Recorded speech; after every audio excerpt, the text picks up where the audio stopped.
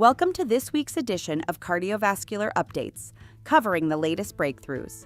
Brought to you by Lucid Quest, a digital heart health program is making waves for women in menopause. In a study of over 48,000 participants, the Hello Heart program was linked to significant blood pressure reductions, especially in women with hypertension. The program combines a connected blood pressure monitor, AI coaching, and menopause-specific heart health content. Women showed greater improvements than men over 12 months. At Johns Hopkins, researchers have developed a new AI tool to predict sudden cardiac arrest in high-risk patients. The Mars deep learning model analyzes medical records, imaging, and MRI scans in individuals with hypertrophic cardiomyopathy. With up to 89% accuracy, it outperforms existing clinical risk tools and identifies hidden scarring patterns associated with lethal arrhythmias. A wearable device from Neubond is bringing hope to stroke survivors. This bracelet detects movement intention and stimulates muscles to reinforce neural pathways. Early trials have shown improved coordination, strength, and daily living skills.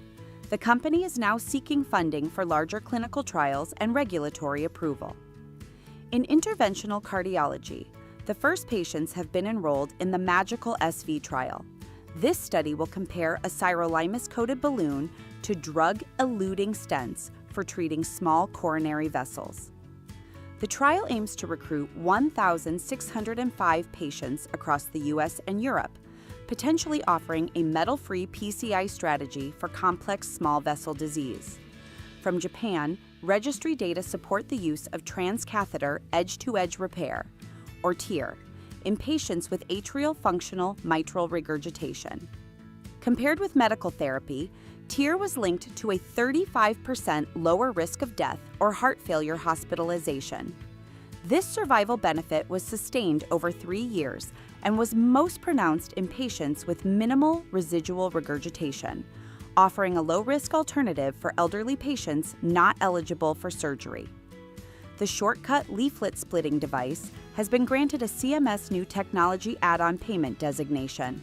This means hospitals may receive up to $9,750 in additional reimbursement per procedure for valve-in-valve TAVI cases, addressing the challenge of coronary obstruction in complex valve interventions.